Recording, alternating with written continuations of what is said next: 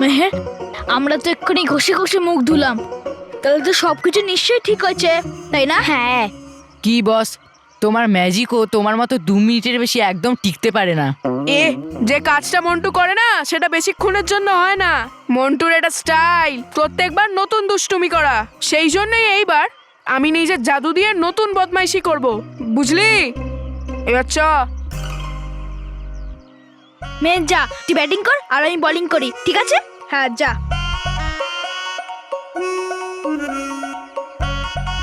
Hello মানব। দেখ মন্টু, আজকে আমার দুজনের সাথে কিচ্ছু করিস না প্লিজ। আরে ভাই, তুই ভয় পাচ্ছিস কেন?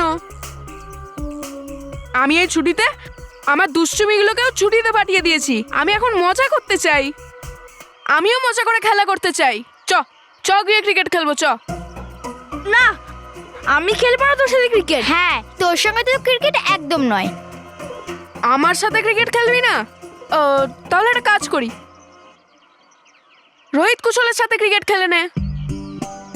আমি প্যাভিলিয়নে বসে ম্যাচ দেখে নেব।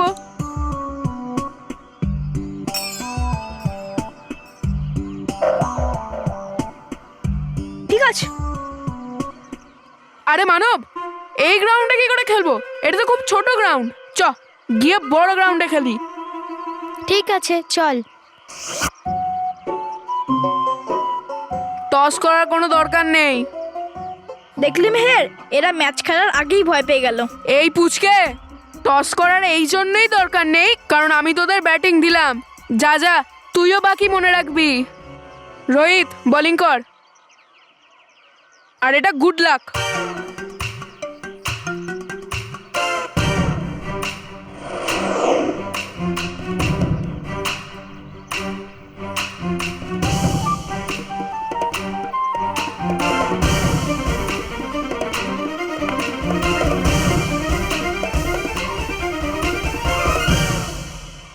রেডি? রোহিতের বলটা যেন দেখতে পায় শুধু মানব, একটা বড় আর গোল পাথর।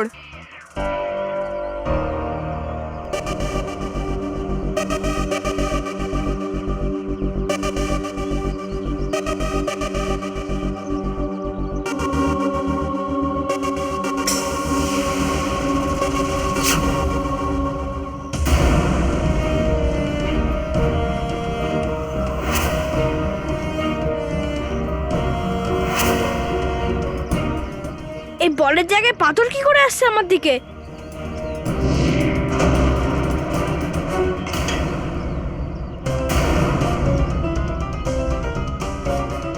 How's that? Yes! Yes! Yes!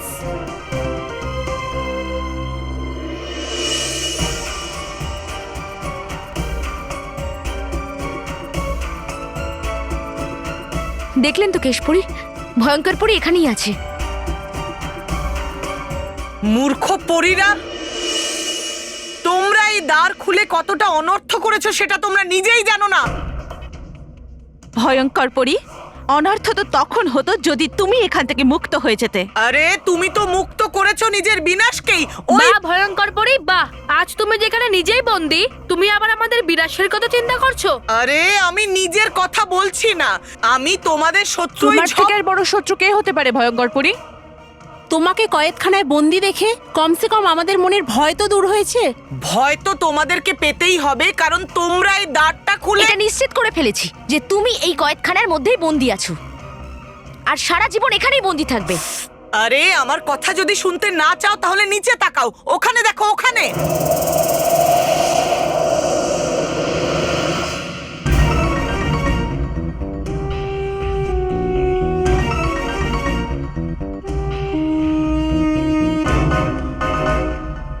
এই ভয়ঙ্কর পরী আমাদেরকে নিজের কথায় ফাঁসাচ্ছে। আমাদের এর কথায় আসা উচিত নয়। তুমি ঠিকই বলেছো গালপরি, আমাদের এখান থেকে যাওয়া উচিত। চলো। আরে আমার কথা মনোযোগ দিয়ে শোনো, তোমরা নিজের হাতে অসতের প্রতীক তো তুমি ভয়ঙ্কর পরি, আর আমরা সত্যিই আনন্দিত যে তুমি এখান থেকে বাইরে বেরিয়ে যেতে পারোনি।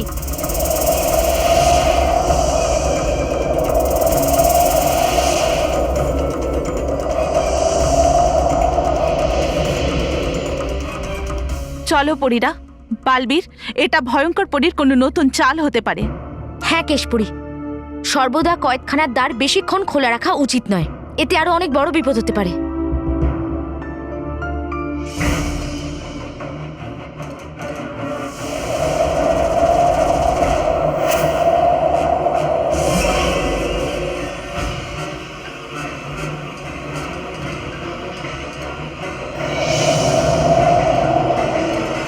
আরে ও বাইরে চলে যাচ্ছে, আমার কথা শোনো, দ্বার বন্ধ করে দাও। এটা তোমার আমাদের বলার কোনো দরকার নেই ভয়ঙ্কর পরী। চলুন কেশপুরী, এবার আমাদের তাড়াতাড়ি বেরিয়ে যেতে হবে।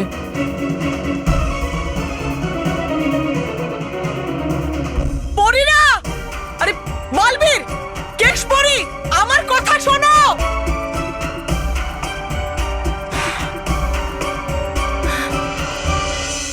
মানব, তুই বলকে ভয় পেয়ে পিছনে সরে গেলি কেন? বল?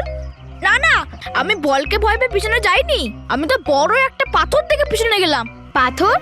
কিরকম পাথর? কি পাথর? আমি তো কিছু দেখিনি। কোথায় পাথর?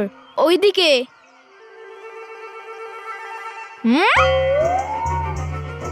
মানব, ওটা একটা বল, পাথর নয়।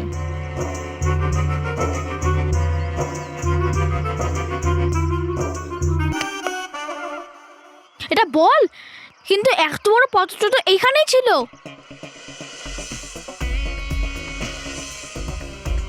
আমার দিকে এসেছিল। হ্যাঁ, এর পাথর বলে মনে হচ্ছে রোহিতের বোলিং, কারণ রোহিতের বোলিং এর সামনে কেউ দাঁড়াতে পারে না। না না, এমনটা নয়, ওটা সত্যি করেই একটা বড় পাথর ছিল। মানব, তুই একটা কাজ কর, তুই ব্যাটিং ছেড়ে বোলিং কর, আর রোহিত তুই ব্যাটিং কর। কি মেহের, মঞ্জুর? মানব, তুই বলটা বলই দেখতে পাচ্ছিস তো, পাথর নয় তো? হ্যাঁ হ্যাঁ, ঠিক আছে মন্টু।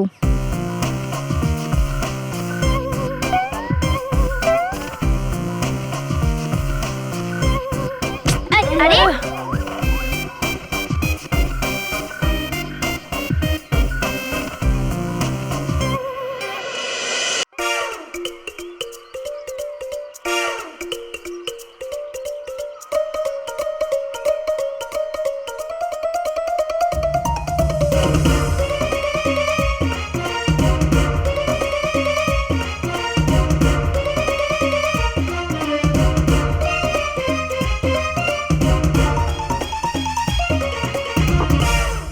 এ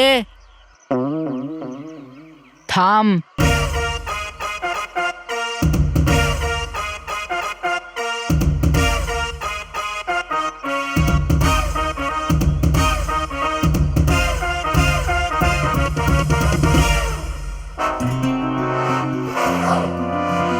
বলটা যাক ওখানে যেখানে দাঁড়িয়ে আছে মেহের।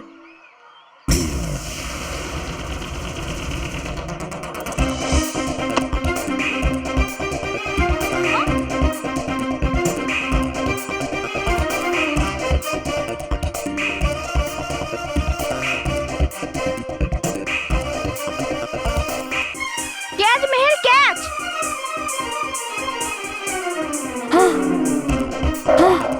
ক্যাচ কর মেহের, ক্যাচ কর, ক্যাচ। ক্যাচ কর মেহের। বস কিছু করো। দেখতে পাক মেহের বলটা, একটা আগুনের গোলা।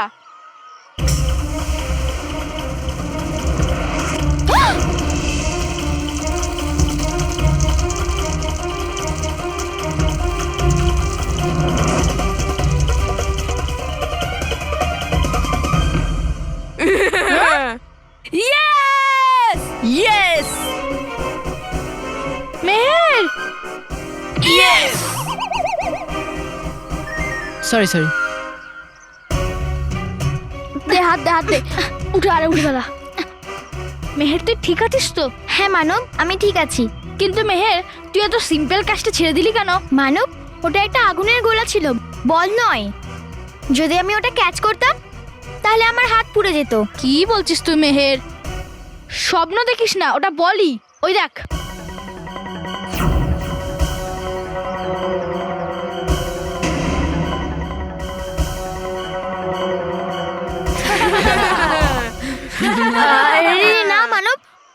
পড়ি, ওটা বল নয়, আগুনের গোলা ছিল। তুই সত্যি বলছিস মেহের? হ্যাঁ মানব, আমি সত্যি বলছি। কিছু তো গন্ডগোল আছে। বলটাকে আমি বড় পাথর দেখতে পেলাম, কিন্তু তুই সেটা দেখতে পাসনি। আর আমি বলটাকে আগুনের গোলা দেখতে পেলাম, কিন্তু তুই নয়। আর তারও আগে ছেলেমেয়েরা আমাদের দেখে অকারণে হাসছিল। মেহের, ওই কি বলতো রোহিতের শটটাই এরম, সবাই ওটাকে আগুনের গোলা দেখে। আর তুই যদি খেলতে না পারিস তাহলে বাড়িতেই বসে থাক।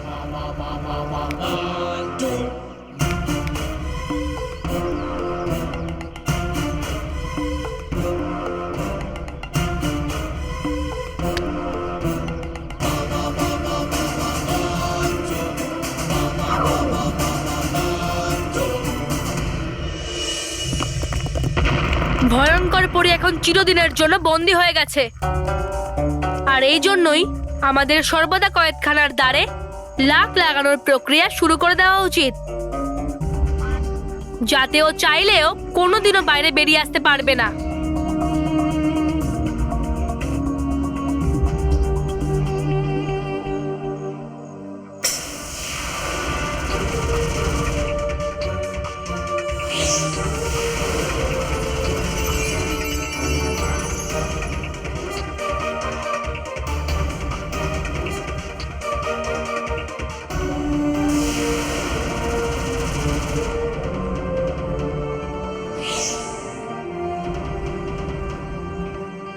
এবার লাক লাগানোর প্রক্রিয়া শেষ হয়েছে, আমাদের এখান থেকে যাওয়া উচিত। তোমরা সকলে আমার সাথে রানী মহলে দেখা করো। তোমাদের সকলের সাথে আমার কিছু প্রয়োজনীয় কথা আছে। ঠিক আছে কেশপুরী।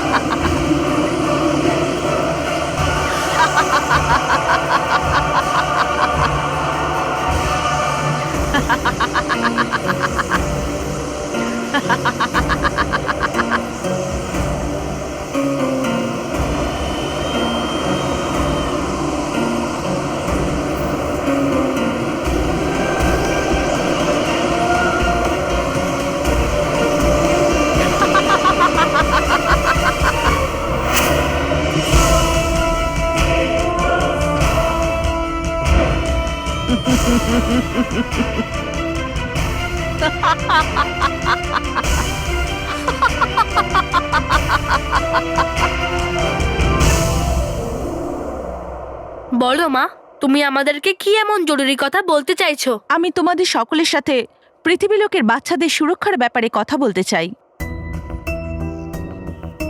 কেশপুরী, ভয়ঙ্কর পরী তো সর্বদা কয়েদখানায় বন্দি, তাহলে আপনার কিসের চিন্তা?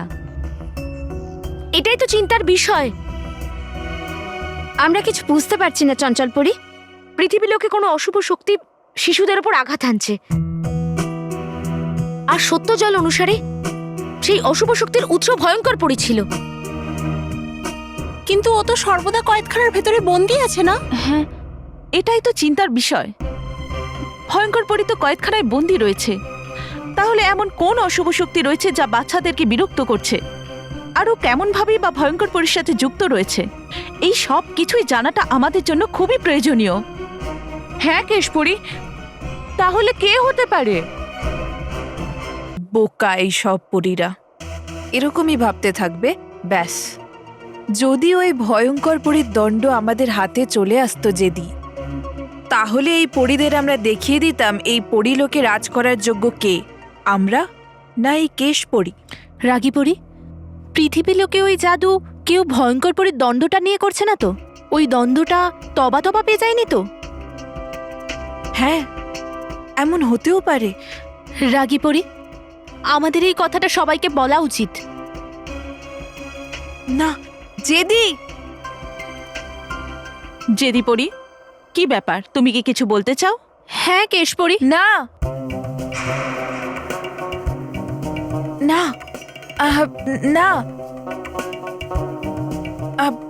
আমার কথার মানে হচ্ছে, হ্যাঁ, এইবার আপনাদের চিন্তা সত্যিই খুব বড়, কারণ আমরা জানি না যে আমাদের শত্রু কে। এইবার আমাদের শত্রু সামনে থেকে নয়, বরং পিছন থেকে হামলা করছে। সে যেই হোক, আমার থেকে বেশিক্ষণও লুকিয়ে থাকতে পারবে না। আর আমি আপনাদেরকে কথা দিচ্ছি যে তারপরে ও ঠিক সেই রকমই শাস্তি পাবে যেমন বাকি অসৎ শক্তিরা পেয়েছে। আর এটা সম্ভব করার জন্য বালবীর তোমার পৃথিবী লোকে যাওয়া উচিত, আর ওখানে থেকেই তোমাকে ওই অশুভ শক্তির খোঁজ নিতে হবে। পরীরা, তোমরাও সকলে সতর্ক থেকো আর সমস্ত ক্ষুদ্র বিষয়ের উপর নজর রেখো। আমি আপনাদেরকে কথা দিচ্ছি যে যতক্ষণ না আমি বাচ্চাদের বিরক্ত করছি তাকে খুঁজে বার করছি, ওকে ওর অন্যায় কর্মের শাস্তি না দিচ্ছি, আমি ততক্ষণ নিশ্চিন্তে বসবো না।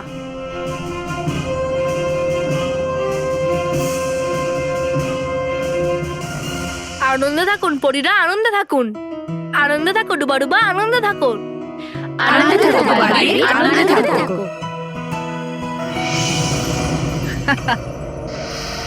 অবশেষে 1000 বছর পর আমি মুক্তি পেলাম। আমি ফিরে পেলাম আমার সম্পূর্ণ রূপ, আমার শক্তি। আমার ঝঞ্ঝা আমি পেয়েই গেলাম।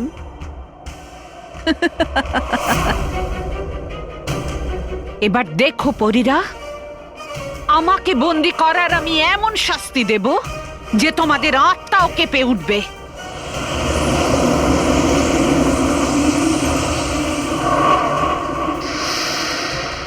পৃথিবী লোকের বাচ্চাদের জন্য তোমাদের খুব দরদ না? ওদের ভালোর জন্যই আমাকে বন্দি করেছিলে না? তাহলে ঠিক আছে, আমার মুক্তির উৎসব আমি ওখান থেকেই শুরু করব।